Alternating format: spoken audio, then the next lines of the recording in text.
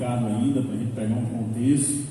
Então, o que eu tentei fazer? Tentei pegar algumas definições, pegar um modelo bíblico de vício sexual, tentar definir alguma coisa aí, os estágios de como um vício acontece, as consequências e como vencer. Então, eu vou tentar pegar uma linha reta, dando algumas respostas, mas vou ficar sem abordar várias questões, porque o nosso tempo não dá, nosso público é bem diferente, né? A gente precisava de outro ambiente para a gente poder falar sobre esse assunto. Mas a minha pergunta é: existe ligação entre o sexo e a idolatria? O que uma coisa tem a ver com a outra, né? E se existe, quem é o Deus da idolatria sexual? Quem é o Deus? A Bíblia diz que existe, né? Toda a questão sexual em volta é ligada à idolatria, e o Deus da idolatria é chamado de cobiça. Então, acompanhe comigo, Colossenses 3,5. Portanto, o Richard leu no início, nem falei para ele que eu ia abordar esse texto. Portanto, façam morrer tudo que pertence à natureza terrena. Aí vem colocando várias coisas: imoralidade sexual, impureza, paixões, maus desejos e a avareza, que é idolatria. Então, o que é cobiça? Cobiça é avareza, cobiça é ganância, avareza é amor por se ter lucro por alguma coisa, né? A cobiça é um desejo intenso, exigente, lascívia, que pede conta. Para você ter uma ideia da carta aos Gálatas, das 15 obras da carne, 6 estão ligadas à cobiça e a pecado sexual. Então a cobiça, ela nasce no coração, na fonte do coração. Quando eu digo coração, estou dizendo uma condição pecaminosa, interna do homem. Jesus diz no Evangelho de Marcos 7, que do coração brota. Aí vai fazer um monte de lista: adultério, isso, aquilo, maus desejos, né? Então, Calvino certa vez diz que o coração é a fábrica de ídolos. Então, a cobiça, ela toma conta do nosso coração, é um desejo intenso, forte, e ela tira o contentamento que a gente deveria ter no prazer, na presença de Deus, pelo contentamento fora de Deus. Por isso que ela se torna idolatria, porque a Bíblia diz que o nosso alvo é adorar a Deus.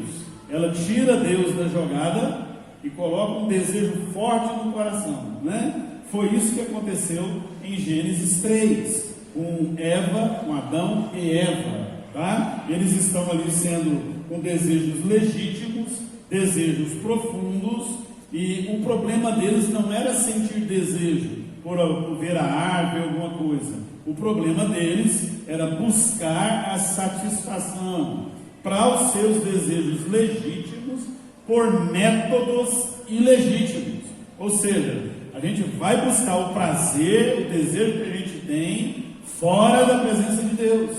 Até então, Adão e Eva se focavam na presença de Deus. Era de Deus que se alimentavam, era de Deus que obedecia, era de Deus que conversava, era de Deus que ouvia o que fazer, o que não fazer. A vida deles era toda focada em Deus, não é? Eles não tinham um olho voltado para si, em si mesmado.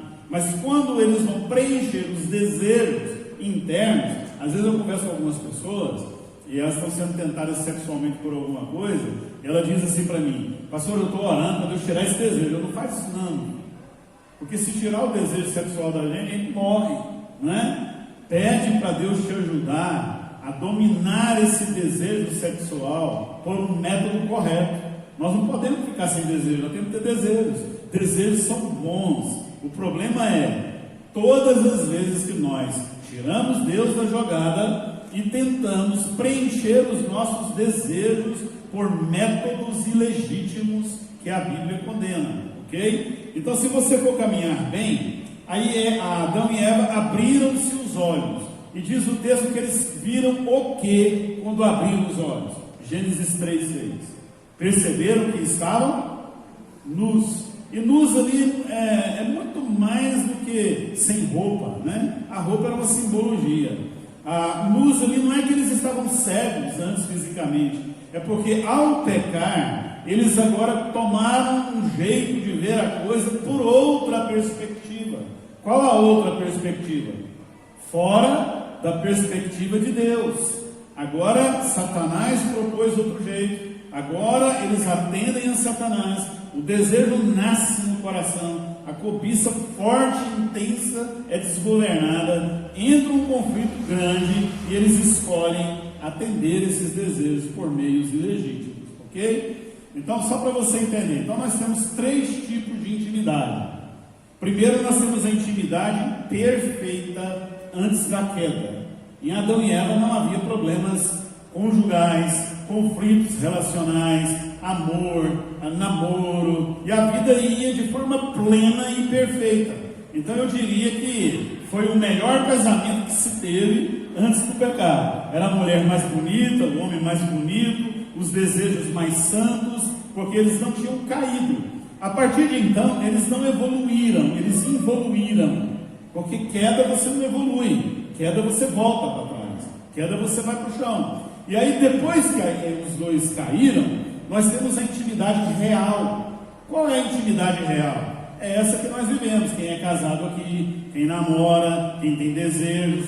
Ou seja, é um misto de perfeição e imperfeição, conflito e briga. Se a gente perguntar aos casais casados, casais namorados, quem está por aí, você sempre vai ter conflito e briga na relação. Aquele que mais você ama, às vezes é o que mais te fere. Até a Bíblia diz assim: os meus melhores amigos são os que me ferem, a minha casa que me aborrece. É aqueles que eu mais amo que causam mais ferida no meu coração. A partir de então, eu não queria ferir você, eu não queria magoar você, mas o nosso relacionamento real, ele é feito de uma imperfeição. Por mais lindo que seja o nosso amor, o nosso relacionamento um com o outro, haverá um buraco, haverá um defeito, haverá um vazio, haverá uma incompletude, haverá uma angústia, haverá uma insatisfação. Nunca uma mulher preencherá o coração de um homem plenamente e um homem preencherá o coração de uma mulher plenamente. Aí começa então a nascer coisas disso aí, dessa intimidade real, porque há um câncer, há um buraco dentro de nós, clamando para a gente tampar esse buraco.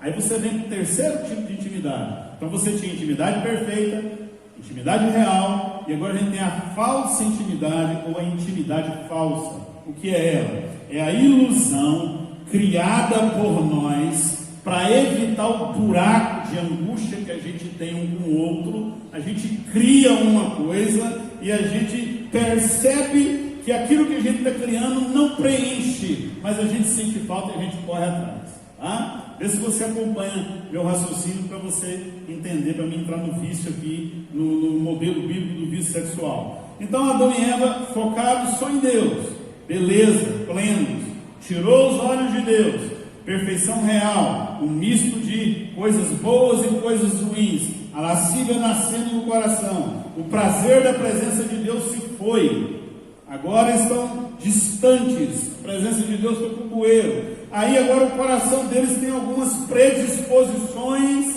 que faz eles correr para tampar buracos, porque não tem mais aquele prazer legítimo, aquela coisa gostosa. Então quando a resistência pessoal, você está firme ali resistindo, ela cai, o desejo de preencher um vazio que você tem, um buraco, uma angústia, e você vai caminhando por laços sexuais e algumas coisas, vai aumentando, isso vai então se combinando e pegando o trono do seu coração e dominando o trono do seu coração.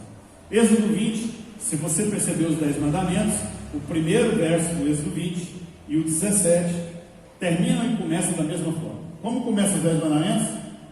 Eu sou o Senhor que te tirei da terra do Egito, não terás outros deuses diante de mim. Como termina 17, 20, 17? Não cobice a mulher do teu próximo, não cobice isso, não cobice aquilo. Porque quando você está cobiçando, o Deus da imoralidade sexual é aquele desejo ardente, intenso, descontrolado, descarregado, que faz, chamado no 1 João de concupiscência, desejo sem freio, desejo sem equilíbrio. as paixões vão entrando e vão dominando nosso coração e nossa cabeça. E a gente vai se perdendo em algumas paixões. Então, todo o envolvimento sexual, ele começa na mente. Vocês sabiam disso? Por isso que o livro diz que qual o principal órgão para uma relação sexual? A mente. Toda fantasia começa aqui, na nossa mente, no nosso ser interno, na nossa condição. Então, o que é uma fantasia sexual? Deixa eu definir para você. É uma imagem ilusória que alguém usa para controlar, possuir, satisfazer o vazio que tem no seu coração por necessidades profundas e insatisfeitas. Vamos repetir. Imagem ilusória que alguém usa, cria dentro de si, projetando uma falsa intimidade e satisfação para tampar o buraco daquilo que a gente não consegue preencher nas nossas relações, em nossos relacionamentos. Portanto, a maioria de envolvimento sexual, na verdade, não é desejo por sexo, é desejo por preencher uma necessidade emocional, uma solidão, uma dor, um desacerto, uma ferida, uma briga interna, um lar desajustado. Aí, por você não se sentir aceito, amado, tudo equilibrado, você corre para a área sexual. Se você for conversar com algumas prostitutas, eu já tive o privilégio de conversar, elas vão dizer que sentem terrivelmente mal quando seus corpos são usados, mas ao mesmo tempo sentem terrivelmente bom por sentir que para alguém elas são importantes, mesmo que use o corpo delas. A maioria dos envolvimentos sexuais é uma cobiça interna que nos leva a preencher o buraco que a gente tem de aprovação, de carinho, de amor, de coisas que estão erradas na nossa vida e a gente não consegue. Então, a idolatria sexual não é uma questão de sexo. Você pega alguém que está preso em sexo com um monte de problema, não consegue largar, e algumas dificuldades. E eu poderia trazer aqui hoje, mas não vou trazer. Aí você tem uma lista de parafilias. O que é parafilias? Desvios sexuais.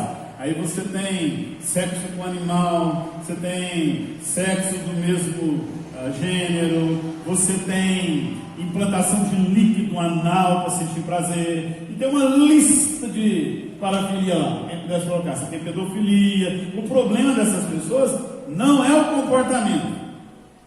O problema delas é a solidão, a dor, o desajuste, a falta de aceitação, a falta de equilíbrio, a falta de amor. Em algum momento houve uma ferida e a gente está tentando tratar o comportamento da pessoa, não vai mudar porque a causa está lá dentro que precisa ser mexida. Tá? Por isso que fantasia sexual é a perda vital do relacionamento com Deus. Ok? Você cria uma imagem para preencher alguma coisa na sua vida e você corre atrás dessa imagem, você se masturba por essa imagem, você põe alguém que é o seu Deus ali, você acha que está completamente apaixonado, aí você encontra, tem relações, envolve com aquela pessoa, você vai descobrir que ela não te preenche, há um buraco, um vazio, aí vocês vão conversar mais para ter posições e coisas diferentes, para ver se ele vai dar um pique gostoso na relação, aí não tem jeito, aí você vai partir para outro parceiro atrás, aí você vai para outra aventura, aí se torna um pegador, aí você arruma várias, ou vários, depois de vários e vários você vai saber que também não preenche, aí você quer outra coisa nova, aí você vai sempre para uma coisa nova, você entende? Por quê? Você está tentando preencher uma imagem, uma falsa intimidade de um buraco que está na nossa alma, que não preenche com sexo, preenche com aceitação, com equilíbrio, com a presença da graça de Deus que foi roubada da gente pelo pecado. E a gente tem que aprender isso aí, tá? Então, qual a dinâmica de um vício sexual? Não vou demorar, porque senão você vai cansar. A dinâmica é a ilusão da reafirmação. Todo indivíduo precisa se reafirmar que ele está no controle, que ele controla a situação. Então, essa é a ilusão. A gente acha que controla e a gente corre atrás para improvisar e tampar buracos. A dinâmica é a previsibilidade. Se eu estou no controle, eu defino os caminhos que sigo, os métodos que procuro e eu comando a minha vida. Então, quem gera prazer na minha vida sou eu e eu decido os caminhos que vou e as aventuras que vou ter. Você vai chegar à conclusão que você não está no controle. Então, essa pessoa, querendo segurança, querendo aceitação, ela vai girar a vida dela todinha em previsibilidade. O que é previsibilidade? Se eu pedir para você ir daqui lá no centro para resolver alguma coisa, você pega antes de ir, define tudo que você quer, a rota que quer, e nada pode sair daquela rota, porque se sair você fica totalmente inseguro. Então você tem que criar o seu mundinho sexual, a sua vida romântica, e por aí a sua paixão vai saindo desenfreada para você se sentir no comando. Então você sempre vai atrás de alguma coisa para aliviar a dor que você sente na alma. Você vai atrás de alguma coisa que vai fazer você se sentir bem, e você vai atrás para ter a sensação de comando. Então, qual o modelo bíblico de um vício? De repente você pode falar: eu não sou viciado sexualmente. Será? Por ideias sexuais e coisas e desejos incontroláveis que estão dentro da sua alma, e você não percebeu ainda esses desejos? Olha qual o modelo bíblico de todo vício sexual. Ele vai caminhar por isso aqui, tá? Primeiro, queda. Todo problema nosso começa com a queda, começa com o pecado. Por isso que a psicologia vai tratar o seu comportamento. Muitas vezes você melhora em alguma coisa, mas você volta de novo, porque a psicologia não mexe com a queda, com a causa. Só quem pode mexer é Deus. Houve uma ruptura no nosso relacionamento com Deus. Nunca, até morrer, nós vamos ter prazer em governar a nossa vida com plenitude como a gente queria. Sempre vai ter um buraco na nossa alma e um desejo de querer coisa melhor. Por exemplo, você está casado novinho, o casal está aqui, deve ser casal novo, esperando filho. 2 anos. Estão sonhando com algumas coisas, os anos vão passando, o filho vai chegando, de repente eles vão preenchendo. Posso pegar como exemplo? De repente eles vão percebendo alguns vazios, algumas coisas que um não vão preencher do outro. E começam as brigas para cobrar um do outro. E aí a gente vai. E assim os casais que estão namorando aqui, e quem está solteiro esperando alguma coisa e criando as coisas. Sempre a gente vai ter um problema na nossa vida de desconforto, conflito, e parece que alguma coisa está faltando, não encaixa, né? Você está tentando aquele carro do ano, aquela coisa do ano, ao que você consegue, está faltando de novo alguma coisa, aquele carro não preenche. Sempre vai ser assim. Então tudo começa com a queda. Depois você vem a independência, porque a queda já foi a independência, né? Agora nós queremos fazer as coisas sem o conselho de Deus, sem a orientação de Deus. A gente quer fazer do nosso jeito, com as nossas ideias brilhantes, com qualquer pessoa que aparecer, serve, desde que preencha a sensação de fazer a gente sentir bem. Independência de Deus. Aí vem a ilusão do anseio da alma, que é isso, né? A ilusão de preencher algo que não tem jeito de preencher até morrer, tá? Aí vem a sensação de controle que leva o indivíduo a repetir aquela sensação gostosa que ele sentiu numa aventura de prazer.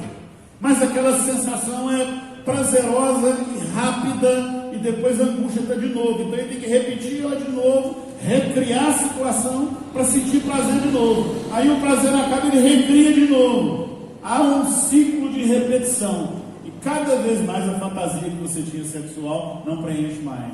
Precisa de um apetite novo. Porque ela vai jogando você para um hábito. Quando eu sei que eu estou preso sexualmente, quando eu não paro de pensar no negócio, quando eu não consigo me libertar de alguns comportamentos e condições do coração, faz anos que eu estou tentando, como fala, vira e mexe, vira, aí eu estou caindo na mesma coisa, na mesma questão, e eu não consigo nem caminhar para frente, nem voltar para trás, sempre daquele jeito. A coisa não anda para você. Então você vai percebendo que as suas decisões às vezes são inconscientes. Acostumou tanto a pecar, a sentir e atender. O desejo está gritando na sua alma por sexo, ou outra parafilia. O que era uma parafilia? Alguns comportamentos que a psicologia tirou, falou que não é mais, mas a Bíblia vai dizendo lá, não é?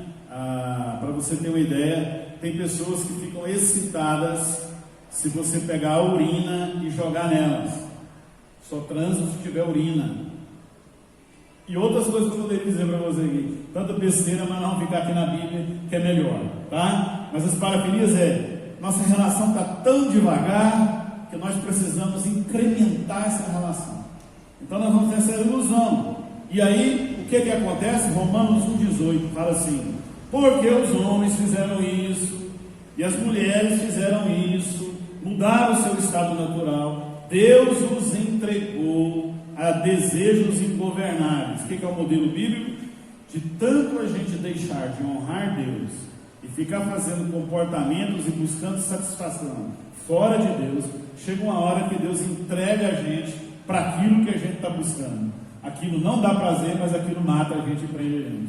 São desejos ingovernáveis que governam a gente. E a gente não consegue libertar. Eu estou tentando libertar desse, mas não consigo. Por quê? Porque de tanto desonrar a Deus, Deus te entrega, Deus permite, Deus se afasta e deixa o desejo que você quer escravizar você. Aí é o que a gente chama de auto-escravidão. A gente se tornou preso nesse modelo e nessa coisa de vício sexual. Aí tem algumas predisposições no coração. Como eu faço para chegar no coração de um viciado em pornografia, viciado pelo corpo do outro, viciado em masturbação, viciado em desejos que estão fortes e bombando? Bom, a gente tem alguns eixos que os livros e o pessoal fala que vai levar a gente. O primeiro eixo é a ira. Tem gente muito irada na vida, a ira, a agressividade. Às vezes você foi negado a você privilégios, coisas, desejos, e você fica ressentido com a vida porque a vida não te deu o que você queria, ou a família não foi o necessário para você. E aí, por essa ira, você então começa a descontar nas coisas. Tem gente que se masturba com raiva. É só estar irado e muito estressado, aquela raiva, ele vai lá para masturbar para dar uma aliviada. A ira produz no coração uma amargura, uma raiz de amargura, uma agressividade para a vida. Às vezes parece que você se arrepende. Quer ver uma coisa? Quando uma pessoa está viciada em sexo ou qualquer outro comportamento, alcoolismo, alguma coisa, você acha que ele não sabe que aquilo que ele está viciado está destruindo ele? Se você conversar com um alcoólico, ele sabe que o álcool está destruindo ele. Se for um vício sexual, ele sabe que aquele vício está fazendo. Mas por que ele não quer largar? Porque parece que é um jeito de eu me autopunir. É uma ira tão forte contra mim que parece que eu me destruo. Eu tento me destruir. E eu vou sempre assim. Esse é um eixo que a gente sempre procura, a gente acha. A outra é a compaixão de mim mesmo, ou a autocomiseração, né? Você tenta compensar coisas para você, porque a vida foi muito ruim para você. Então você vai justificar, racionalizar. Toda vez que alguém chegar na parede para conversar sobre algumas coisas do seu coração, sobre alguns comportamentos, você vai dar uma justificativa. Não, eu faço isso por isso, é por aquilo. Ah não, olha, porque a vida fez assim comigo, tadinho de mim, porque eu estou precisando de ajuda. Aí começa o vitimismo. Tá? Medo. O medo faz a gente canalizar para onde a gente quer ir. Sara e Abraão, Deus prometeu um filho para eles. 99 anos e não vinha um filho. O que Sara fez? Quem conhece a história da Bíblia? Sara usa o costume, né, Isabela, da época, e usa a serva Agar para ter um filho, Ismael. Pelo medo, ela canalizou uma energia para conseguir alguma coisa. As filhas de Ló, depois que a mãe vira uma estátua de sal, o pai fica ali, elas saem da cidade. O medo delas, qual era o medo das filhas de Ló? Não se casarem, não ter homem para descendência. O que elas fazem? O medo canaliza a energia e leva para outra coisa, para improvisar o que Deus poderia fazer de uma forma melhor. Embriagam o pai e vão ter filhos com o pai. E daí você vai ter N's e N's. Aquela moça solteira que está na igreja e não casa, ou aquele solteirão que não casa. Aí começa aquelas coisas, aquele medo de ficar para a titia, aí eu tenho que ser mãe, aí aquela tal, e vai entrando, o que os outros vão falar de mim? Se for um homem, ficar solteiro até os 35, a gente vai falar, tem alguma coisa errada com esse homem, né? E começa um monte de questionamento. Aí o medo faz a gente tomar decisões e começamos a manipular coisas, e casamos por casar, e já vi muito isso, e a gente está aconselhando casais que estão divorciando porque casaram para sair de casa, casaram para não ficar só, casaram para preencher algumas coisas que a vida e o casamento não vai preencher. Então o medo é um eixo que vai fazer a gente levar lá. O outro eixo é o descontentamento, a insatisfação com a vida, a rotina da vida. Você olha para a sua vida, você fala assim, nada muda. Segunda, terça, quarta, quinta, sexta, sábado, domingo. Já viu quem é casado, aquela rotina?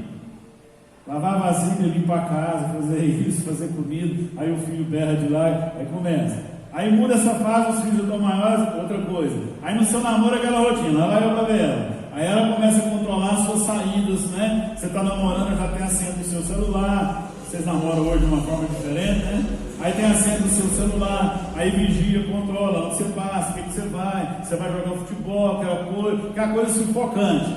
Aí vai indo, a gente fica numa coisa descontente da vida, insatisfeito da vida. E aí todo mundo insatisfeito faz o que para a vida ficar melhor? Coisa nova, variedade. Nós temos médicos em Anápolis, que se o casal casado chegar lá e dizer, olha, nossa relação sexual não está bem, aí o primeiro conselho que dá é assim, arruma um amante, para apimentar melhor essa relação, entende? Então o descontentamento faz aquela coisa provocativa ficar gostosa. Eva não tinha dentro dela aquela tendência do proibido, porque ela é perfeita, mas nós hoje temos.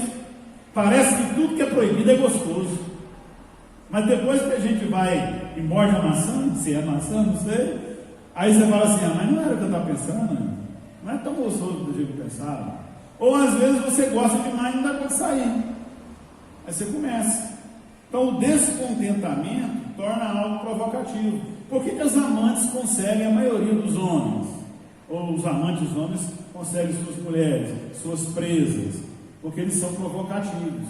A rotina dentro de casa, marido e mulher, namoro por muito tempo, é uma coisa rotineira. E as mulheres hoje estão mais espertas, elas querem algo provocativo, elas querem algo mais gostoso. Se o homem for um cara muito comportado e ele não der muita trela, ela vai dizer assim, esse aqui é, né? Ela quer sempre o custoso, o provocativo, aquele que rompe regras, aquele que faz algumas coisas loucas, que vai dar uma sensação de prazer e algo variado novo. Aí você entra por isso, mas vai passar o tempo, esse trem depois perde a sensação de gostoso, e aí fica uma rotina, aí você vai querer outra coisa para aliviar essa rotina, você entende? Sempre esse eixo de descontentamento com a vida, um vazio dentro. Aí essas coisas trazem uns eixos interessantes. Elogio. Você já viu gente que você tem que elogiar ele sempre? Você sempre tem que dizer assim, que bom o trabalho que você fez. A aprovação, a admiração. Se você não elogia, se você não admira, se você não fala que ele é bom no negócio, tal, aí vai sentindo para baixo para a vida. Porque ele sempre precisa de elogio, de aprovação, para sentir melhor. Aí você tem a autogratificação. Eu preciso fazer coisa para me gratificar. E é isso que a cobiça faz. Ela te dá o que os seus prazeres pedem, e você vai e satisfaz, né? Aí você voa na onda dos prazeres, seja sexual, estamos falando sexual por causa do tema, seja na bebida, seja no dinheiro, seja em outras coisas, para sair da sua realidade, porque a sua realidade é muito monótona, você não gosta de quem você é. Talvez na sua casa você não tenha a liberdade que você gostaria de ter, em outros lugares você vai ter. Aí você começa nesse voo, tentando preencher esses desejos. Isso é chamado de fantasia sexual, intimidade falsa, e você tem depois o poder de controlar as coisas, de manipular as coisas, e aí vem aquele relaxamento, né? Seu corpo vai lá em cima, aí você tem aquele prazer gostoso, aquela descarrega tudo, aí fica bom, leve, e você vai sem nenhum esforço, e a vida vai seguindo, e aí você vai fazendo assim. Ao que você percebe, você está tão cansado das atitudes, do caminho, da pessoa que está com você, que você não consegue mudar em nada. Aqui, por isso que Colossenses fala. Aí Tiago vem 1, 14, 15. Quem pode abrir e ler para mim? Vamos deixar você ler para você participar. Olha os estágios do vício sexual. Por onde a cobiça anda no nosso coração. Eu estou quase caminhando para o fim. Onde a cobiça nasce? Tiago 1, 14 e 15. Quem pode ler, por favor? Vai lá, Ervelém, fique em pé, leia alto, poste a voz assim. Cada um, porém, é tentado quando ha caído e engodado pela sua própria concupiscência. Então, a consciência, havendo concebido, dá a luz ao pecado, e o pecado, sendo consumado no tempo. vendo aqui os estágios do pecado? Resumindo o modelo bíblico, está aqui, ó. Há um desejo profundo no teu coração. Alguma coisa desperta aí.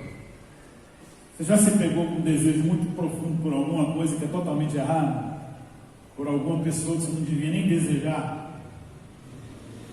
Aí de repente aquele desejo começa a olhar, você fica assim, posso pensar não. Aí, segredo, toda vez que você diz que não pode pensar, você vai pensar.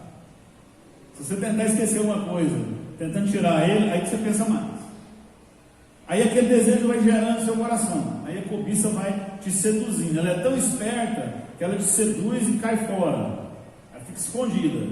Mas aí ela vai gerar, olha o que o texto diz: os desejos profundos geram a cobiça. A cobiça fecunda, porque ela está no coração. Aí você vai começar a usar ideias. Vou fazer isso.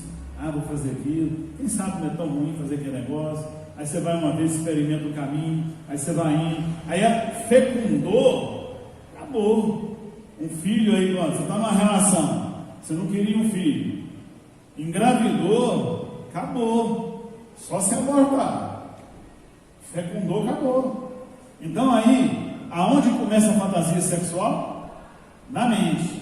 Mas antes da mente, ela nasceu bem dentro, naquele desejo, naquela carência, não é? Aí você ficou com ela muito tempo aqui, ela vai gerar vida. Aí ela engravida você. Engravidou, meu filho. Aí você não tem jeito de fugir, não. Entende? Então, qual o segredo da Bíblia? Toda fantasia que você alimentar nessa cabeça, por muito tempo, ela vai nascer em comportamento. Você vai cair e vai realizar ela. Se ficar direto nela, desejando, atendendo aquela carência, aquele desejo interno, ela vai nascer. E aí depois que ela nasce, o que o texto de Tiago fala? O desejo forma a cobiça gera o pecado, e o pecado gera a morte. É isso que o texto está dizendo. Qual a morte que ele gera? Olha aí, agora vamos para as consequências então aí do pecado. A morte da esperança. Geralmente gente viciada em sexo não tem esperança. É a pessoa desanimada, não acredita mais em ninguém, não confia emocionalmente, pessoa ferida. A morte da consciência. Pecou uma vez, não ria o coração. Pecou duas vezes, Senhor, por que eu estou fazendo isso? Pecou a terceira vez, não vou nem falar com o Senhor, conversar mais. Depois da quarta, é tudo normal. A consciência se cauteriza, a consciência se fecha, né? E aí é por isso que eu vejo na igreja algumas coisas acontecendo. Por exemplo, você fazendo algo que a Bíblia diz que é pecado, mas você faz aquilo até lendo a Bíblia e orando. O temor a Deus se vai, porque a consciência, eu sou assim mesmo, vou mudar, isso faz parte de mim, né? Aí vem a morte dos relacionamentos. Uma pessoa cobiçosa não tem jeito de relacionar bem com ninguém. Pega uma pessoa cobiçosa e deixa ela casar e tentar viver a vida dela para você ver. O marido dela, ou a mulher dele, tudo vai ter que girar em torno dela. Quando os filhos nascerem, vai ter que girar em torno dela. Porque uma pessoa cobiçosa, ela olha para o seu umbigo e tudo que ela deseja tem que ser realizado. Não consegue. É morte nos relacionamentos, é morte no tempo, perde tempo, né? Você está aqui, a gente ouve muitos jovens dizer assim: olha, eu vou experimentar bastante a vida sexual. Tanto é que se você falar hoje na faculdade, na escola, que você é virgem, qual a primeira coisa que eles vão falar para você? Eu sou virgem. Será? Até agora? Primeira coisa, vão rir de você, achar que, né? Essa ideia de tempo, aí vai viver a vida assim, quanto mais experiência sexual eu tiver, melhor, porque a hora que eu tiver a minha esposa, o homem vai estar comigo, eu vou estar casado, a gente vai estar bem. Maior mentira que alguém pode ter. Sabe por quê? Todas as mulheres são diferentes uma da outra, bem como os homens também. Às vezes tem coisas que você faz numa vida solta por aí, que quando você vai fazer no casamento, a mulher não quer, a sua mulher não quer, o seu homem não quer, não gosta. Por exemplo, vou dar um exemplo para vocês, um aconselhamento pré-conjugal de um casamento que acabou na primeira noite de casado. Primeira noite de casado, acabou o casamento. Estavam no altar, casaram, aí foram para a lua de mel, certo? Aí o homem, né, sempre é assim, ele vai conferir as portas, está trancado umas 10 vezes, né? Olha lá, vê aquela ansiedade para a primeira noite. Aí a mulher estava no quarto, e ela disse assim: eu vou me soltar para ele, vou fazer o melhor para ele. Se despiu, ficou sem roupa, deitada na cama, mas eu vou deixar ele doido. Aí ele está lá para lá, aí ele chegou no quarto, olhou para ela, travou. Essa mulher não sem vergonha, né? Porque na cabeça dele, ele queria, na primeira noite, despir a mulher dele, tirar roupa por roupa, ter aquele namoro, aquele romance gostoso. Depois dessa noite, não saiu nada. No outro dia, ele não travou, não teve mais atividade sexual, porque para ele, talvez ela tivesse experiência em outros lugares e matou aquilo da vida dele. São coisas complicadas que a gente vai ver. E aí você vai perdendo o seu tempo em relações, andando pela vida. Vai experimentando coisas para tentar se satisfazer. Você está perdendo o seu tempo. É morte do tempo, é morte de experiências, é morte dos recursos, além do dinheiro que se gasta. Quem é viciado em pornografia, um monte de coisa. Só algumas cenas já não valem mais. E aquele trem é uma droga potente que não tem metabolismo no nosso corpo, né? Não é a mesma coisa que você iria usar uma maconha, uma cocaína, alguma coisa, porque o corpo vai metabolizar e vai jogar fora. Pornografia vai jogar para a mente. Tudo que você fizer na área sexual vai ser arquivado na cabeça. E é uma descarga, uma carga insuportável depois de seguir. Então vai matando isso, vai matando a piedade, o coração vai ficando frio, você vai ficando distante de Deus, vai ficando uma pessoa que não sabe amar, que não sabe mais confiar numa mulher, confiar num homem, e por aí vai. O corpo vai adoecendo, o corpo vai ficando que nem um bagaço, né? Gasto, um monte de coisas, e por aí vai. Eu quero encerrar, eu só quis dar um modelo para você, consequências, os eixos que predispõem. Eu queria terminar dizendo: como eu sei que eu estou viciado sexualmente e como eu posso fazer para mudar? Quando o sexo, aquela coisa, é uma idolatria na minha cabeça, a cobiça é o Deus que me leva. Em primeiro lugar, o texto que a gente leu diz: fazei morrer a vossa natureza pecaminosa. E aí vai dizer, a ideia é: já está morto em Cristo. Eu preciso então pegar o que Cristo fez e colocar na prática. A ideia é: torne prático o que Cristo fez. Romanos 6. Considere quem você é, a vida que você tem, e quem é o Espírito que te governa, e de onde vem a presença que te preenche. Considere isso nos seus sentimentos, nas suas decisões, nas suas escolhas e no seu caminho. Considere isso. Ponha isso para valer, o seu compromisso com Deus. Você que é mulher solteira que está aqui, coloca na sua cabeça. Não é seu namorado ou o homem que vai casar com você, que vai te preencher e te dar aquela sensação de prazer. É Deus que faz isso, que dá sensação de prazer no nosso coração. Porque na igreja eu falo para os meninos, eu sempre falo isso.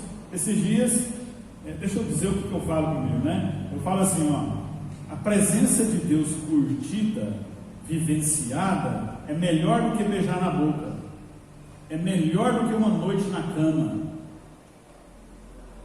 Esses dias um homem casado me ligou aqui da igreja e ele disse: pastor do céu, eu pensei que tinha acontecido algo. E ele falou assim: a presença de Deus é tão linda do jeito que você falou mesmo, é melhor que ir para a cama com minha mulher, porque ele tinha tido um momento tão gostoso com Deus que preencheu a alma dele. Você entende? É Deus que vai preencher, fazer morrer isso. Poxa, Deus tem que governar a nossa vida, e não a paixão que eu devo ter, e não a aventura sexual que eu devo ter, e não aquele problema sexual que a gente tem, né? Então, reconhecendo isso, a gente tem que alimentar nossa alma.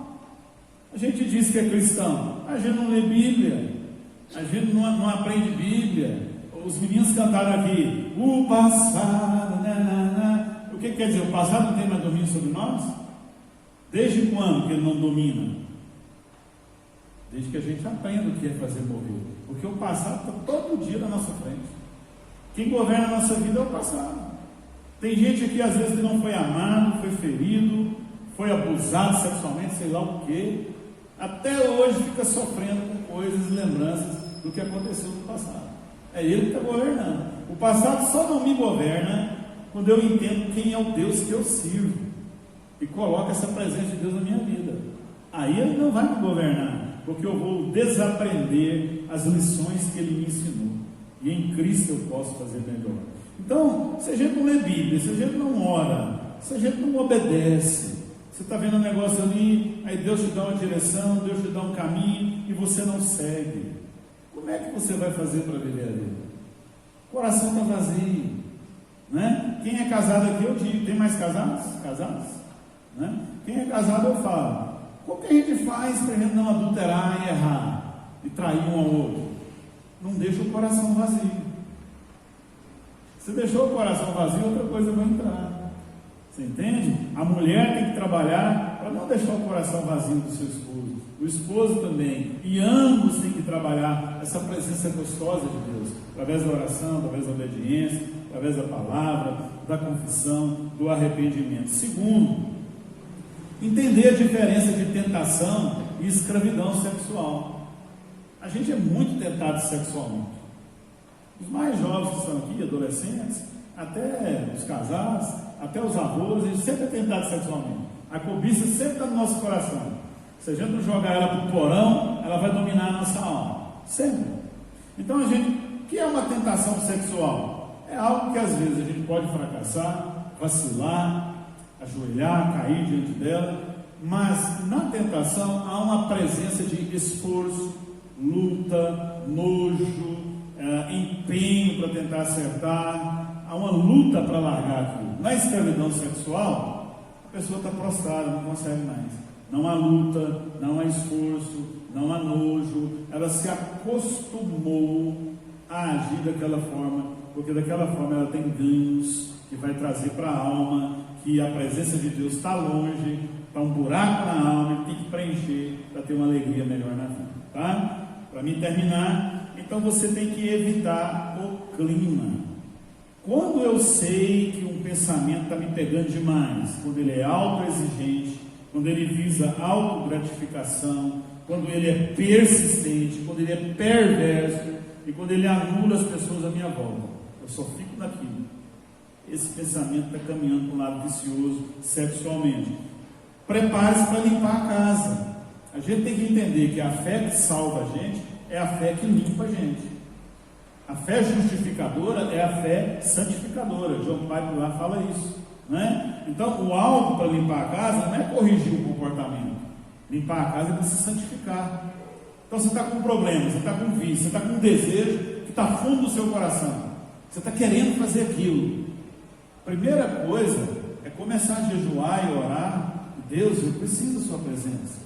Deus, por que essas coisas estão acontecendo comigo? E você vai partir para uma vida de intimidade, de santificação com Deus. Olha o que Jesus diz em Mateus 5,8: bem-aventurado os limpos de coração, porque verão a Deus.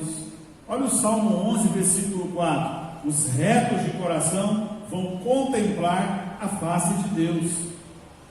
Então, para mim vencer um ato sexual ilegal, uma paixão, um ídolo que está me dominando, um vício, primeira coisa, eu tenho que crer na promessa, eu tenho que ter fé, de que se eu correr para buscar santificação e aproximar de Deus, eu vou contemplar a face de Deus, eu vou ver Deus, Deus vai se manifestar para mim, e essa alegria, e esse prazer da presença de Deus, é muito melhor do que qualquer desvio sexual ou aventura sexual, ok? E aí a gente precisa de entender qual é o eixo que está matando a gente.